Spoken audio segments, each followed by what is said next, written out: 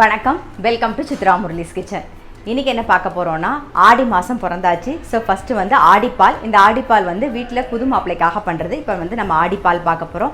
அடுத்தது சமையல் வந்து ரொம்ப சிம்பிள் சமையல் தான். கத்திரிக்காய் வந்து பிட்ல, வாழைக்காய் கறி, இதுதான் பார்க்க போகிறோம். ஃபஸ்ட்டு ஆடிப்பாலுக்கு வந்து தேங்காய் பால் எடுத்து வச்சுக்கணும். நான் வந்து திக் பாலும், அதாவது ஃபஸ்ட்டு பால், செகண்ட் பால், திக் பாலும் தண்ணி பாலும் எடுத்து வச்சுருக்கேன். நீங்கள் என்ன பண்ணுங்கள், அந்த பாலை அளந்துக்கோங்க. ஒரு 3 கப்பு பால் இருந்ததுன்னா 1 கப்பு வெல்லம் வந்து கரெக்டாக இருக்கும். இங்கே பாருங்கள், இது திக்கான பால், இது தண்ணியான பால். ஸோ இந்த பாலையும் இந்த பாலையும் அளந்திருக்கேன். இது ரெண்டும் சேர்ந்து 3 கப்பு இருக்குது. 1 கப்பு வெல்லம் போட்டு அதுவும் இங்கே கரைச்சி ரெடியாக வச்சுருக்கேன். ஸோ இப்போ வந்து ஆடிப்பால் எப்படி பண்ணுறதுன்னு பார்த்துடலாம். அடுப்பத்தை வச்சுப்போம். ஃபஸ்ட்டு வந்து தண்ணி பாலை சேர்க்கணும். வெல்லம் கரைஞ்சிருக்கு இல்லையா? ஸோ இப்போது தண்ணி பால் சேர்த்துக்கலாம். லைட்டாக ஒரு கொதி வரட்டும். இதுலேயே ஏலக்காய் பொடியும் சேர்த்துருவோம்.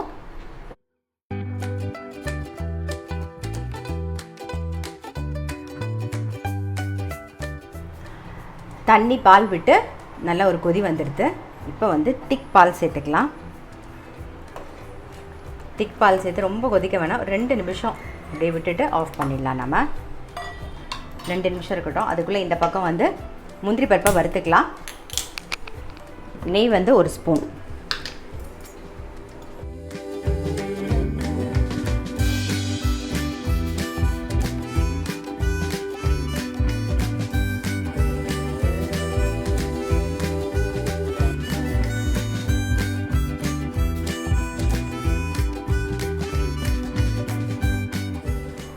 அவ்வளோதான், முந்திரி பருப்பை சேர்த்துடலாம்.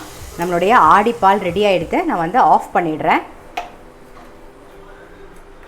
ஸோ ஆடிப்பால் ரெடி.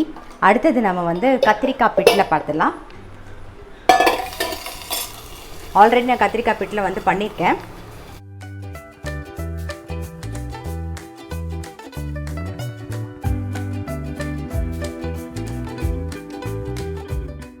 கத்திரிக்காய் வந்து கட் பண்ணி வச்சுருக்கேன்.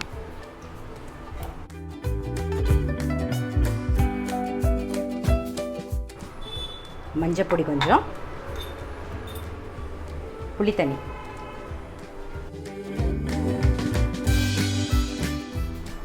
மூடி வச்சுருவோம். கத்திரிக்காய் வந்து வேகட்டும். புளி வந்து ஒரு சின்ன நெல்லிக்காய் சைஸில் கரைச்சிட்டு விடுங்க. நான் வந்து புளி தண்ணி கொஞ்சம் கூட தான் கரைச்சி வச்சுருக்கேன். எதுக்குன்னா, நார்த்தங்காய் குழம்பு பண்ணலாம் அப்படின்னு சொல்லிட்டு நார்த்தங்காய் கரைச்சிது. ஸோ அதுக்காக கொஞ்சம் புளி தண்ணி கூட தான் கரைச்சி வச்சுருக்கேன் நான். இது இந்த அளவு இல்லாமல் துளியூண்டு நெல்லிக்காய் சைஸில் புளி வந்து கரைச்சிட்டு அதில் சேர்த்துக்கோங்க. இப்போ நான் சேர்த்த அளவு கரெக்டாக இருக்கும். இப்போ கத்திரிக்காய் பிட்லைக்கு வந்து நம்ம வறுத்துக்கலாம். அடுப்பில் கடாய் வச்சு 1 ட்ராப் வந்து எண்ணெய் விட்டுருக்கேன். பெருங்காயம் ஒரு 10 மிளகு சேர்க்குறேன். ஃபஸ்ட்டு 4 வரமிளகா, 1 டீஸ்பூன் தனியா, 1/2 டீஸ்பூன் உளுத்தம்பருப்பு, 1/2 டீஸ்பூன் கடலைப்பருப்பு.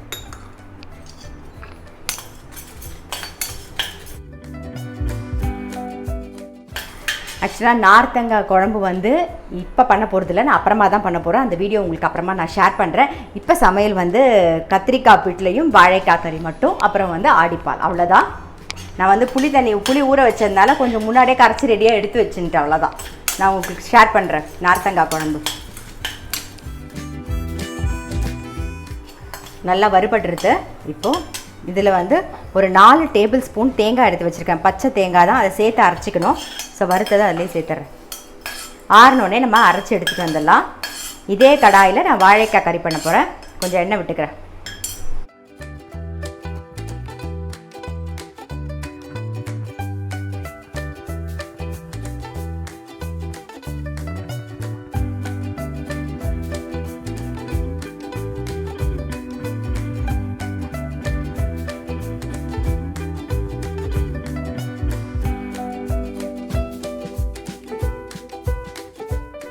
வாழைக்காய் வந்து கட் பண்ணியாச்சு. இந்த பக்கம் எண்ணெய் வச்சுருந்தோமா, அதுவும் நல்லா காஞ்சிடுது. கடுகு, கொஞ்சம் உளுத்தம்பருப்பு, கொஞ்சம் கருவேப்பிலை, வாழைக்காய், மஞ்சள் பொடி சேர்த்துடலாம். அப்புறம் உப்பு.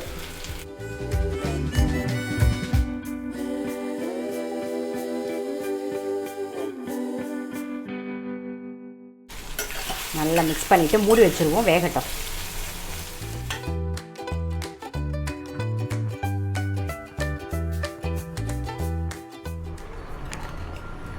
கத்திரிக்காய் வந்து நல்லா வெந்தெடுத்து. ஸோ இப்போது நம்ம துவரம்பருப்பு இந்த கரண்டியில் 2 கரண்டி எடுத்துருக்கேன். அதை நல்லா வேக வச்சு ரெடியாக எடுத்து வச்சுருக்கேன். அதை சேர்த்துடலாம். கொதிக்கட்டும். அதுக்கப்புறமா ஒரே ஒரு கைப்பிடி வந்து வேர்க்கடலை. நீங்கள் வேர்க்கடலை இருந்தால் வேர்க்கடலை சேர்த்துக்கலாம், இல்லை மொச்சை இருந்தால் சேர்த்துக்கலாம், இல்லை கொண்டக்கடலை இருந்தால் ஊற வச்சுருந்தீங்கன்னா அதை கூட வேக வச்சு சேர்த்துக்கலாம். நான் வேர்க்கடலை ஒரு கைப்பிடி வேக வச்சு எடுத்து வச்சுருக்கேன், அதையும் சேர்த்துக்கிறேன். இதெல்லாம் சேர்ந்து கொதிக்கட்டும். அதுக்குள்ளே நம்ம வறுத்து வச்சுருந்தோம் இல்லையா பிட்லைக்கு, அதை வந்து அரைச்சி எடுத்துகிட்டு இருக்கணும்.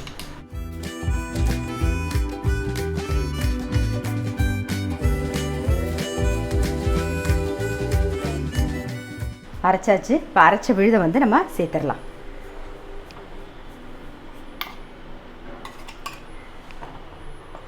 கொஞ்சமாக தண்ணி விட்டு அலம்பிக்கலாம். ஏற்கனவே பருப்பு வேக வச்சதில் கொஞ்சம் தண்ணி விட்டு வச்சுருக்கேன். ஸோ இதையே விட்டு அலம்பிக்கிறேன்.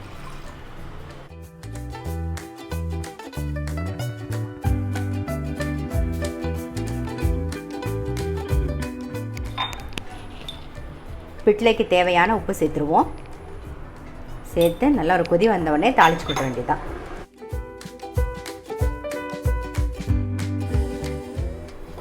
கத்திரிக்காய் பிட்டில் வந்து ரெடி ஆகிடுத்து. நல்லா கொதிச்செடுத்து ஆஃப் பண்ணிடலாம். தாளிக்க மட்டும் தாளிக்கணும். இந்த பக்கம் வாழைக்காயும் மூடி போட்டிருந்தெல்லாம் எடுத்துட்டேன் நான். வாழைக்காய் நல்லா வெந்துடுத்து. இதுக்கு வந்து பீர்க்கங்காய் ரைஸ்க்கு நம்ம வந்து வறுத்து பொடி பண்ணுவோம் தெரியுமா, அந்த பொடி தான் இப்போ நான் வாழைக்காய்க்கு யூஸ் பண்ண போகிறேன். ஸோ அதை போட்டுடலாம். அது இருந்தால் அது போடுங்க, இல்லைனா ரெட் சில்லி பவுடர் போட்டுக்கலாம், அப்படி இல்லைனா மிளகு பொடி சேர்த்துக்கலாம், நம்ம விருப்பம்தான். பெருங்காய பொடி சேர்த்துக்கலாம். காய் வந்து ரெடி ஆகிடுத்து. வாழைக்காய் அதை எடுத்து வச்சுருவோம். இந்த பக்கம் வந்து இழுப்பக்கரண்டி வச்சுட்டு எண்ணெய் விட்டு தாளிச்சிக்கலாம். நம்ம கத்திரிக்காய்க்கு பிட்டலை, கத்திரிக்காய் பிட்லைக்கு தாளிச்சிக்கலாம். கடுகு, உளுத்தம்பருப்பு, கருவேப்பிலை, அவ்வளோதான்.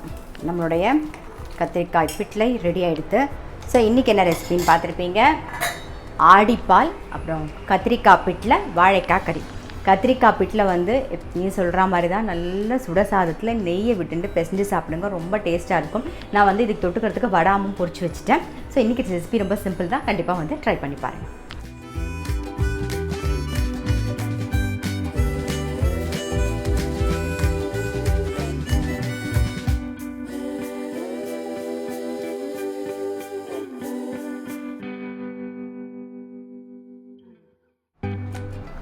இப்போ நம்ம வந்து ரொம்ப சிம்பிளான ஒரு சாண்ட்விச் தான் பார்க்க போகிறோம். டோஸ்ட்லாம் எதுவுமே பண்ண வேண்டாம். ஃபஸ்ட்டு அதுக்கு அரைக்கிறதுக்கு என்னென்ன வேணுங்கிறத நான் சொல்லிடுறேன். ஒரு சின்ன துண்டு இஞ்சி சேர்த்துக்கிறேன். அப்புறம் காரத்துக்கு வந்து பச்சை மிளகா தான். ஸோ நான் 2 பச்சை மிளகா சேர்த்துக்கிறேன். இந்த பச்சை மிளகா நல்லா காரமாக இருக்கிறதுனால நான் 2 சேர்க்குறேன். அப்புறம் தேங்காய் 1 கப்பு,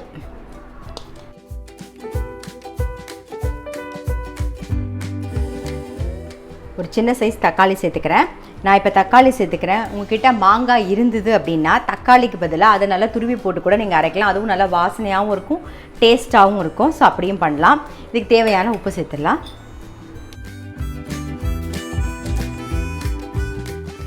இப்போ அதை அரைச்சி எடுத்துட்டு தேங்காய், பச்சை மிளகா, இஞ்சி, தக்காளி, உப்பு எல்லாம் சேர்த்து நல்லா அரைச்சாச்சு. இந்த பக்கம் வந்து பவுலில் வந்து ஒரு 2 டேபிள் ஸ்பூன் வெண்ணெய் போட்டிருக்கேன். ஸோ வெண்ணெயெல்லாம் வந்து உங்களுக்கு கூட வேணும்னா கூட போட்டுக்கலாம், அது நம்மளுடைய விருப்பம் தான். நான் 2 டேபிள் ஸ்பூன் போட்டிருக்கேன். இதை ஃபஸ்ட்டு நல்லா இந்த ரூம் டெம்பரேச்சரில் இருக்கணும் வெண்ணெய். இப்போ வந்து நம்ம அரைச்ச விழுதை சேர்த்துக்கலாம். இப்போ இதில் வந்து நான் வெண்ணெய் சேர்த்துருக்கேன் இல்லையா, உங்கள்கிட்ட வந்து சீஸ் ஸ்ப்ரெட் இருந்ததுன்னா அது கூட சேர்த்துக்கலாம். கார்லிக் சீஸ் ஸ்ப்ரெட் இருந்தாலும் சரி, நார்மல் சீஸ் ஸ்ப்ரெட் இருந்தாலும் நம்ம வந்து இந்த அரைச்ச விழுதோடு அதை சேர்த்து நல்லா மிக்ஸ் பண்ணிவிட்டு அதுக்கப்புறமா நம்ம வந்து ப்ரெட்டில் தடவிக்கலாம்.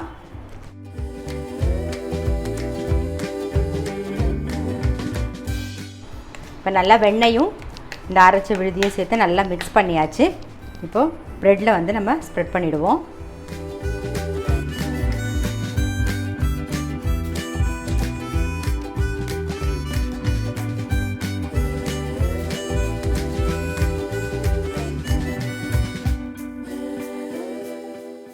இதுக்கப்புறம் வந்து இந்த எட்ஜஸ் மட்டும் கட் பண்ணிடலாம், ஓரமெல்லாம்.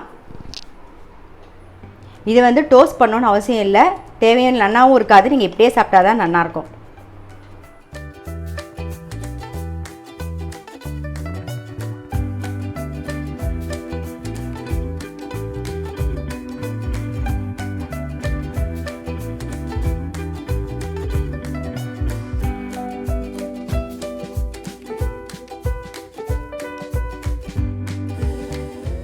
பாருங்கள், நம்மளுடைய கோகனட் சாண்ட்விச் வந்து ரெடி ஆகிட்டு.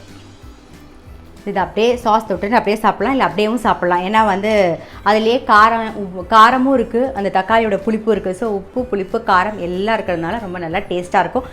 இது மாதிரி ட்ரை பண்ணேன்னா கண்டிப்பாக ட்ரை பண்ணி பாருங்கள்.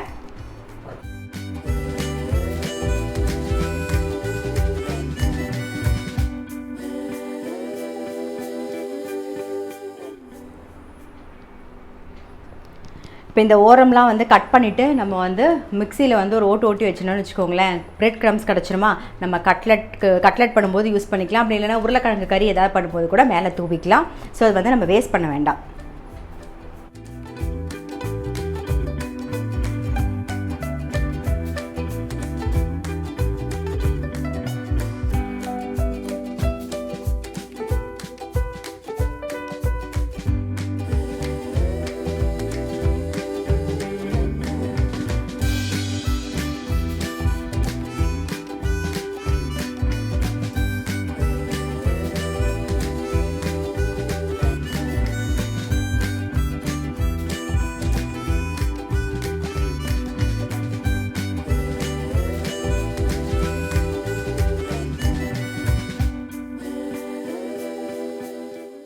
காஃபி போட்டுருவோம்.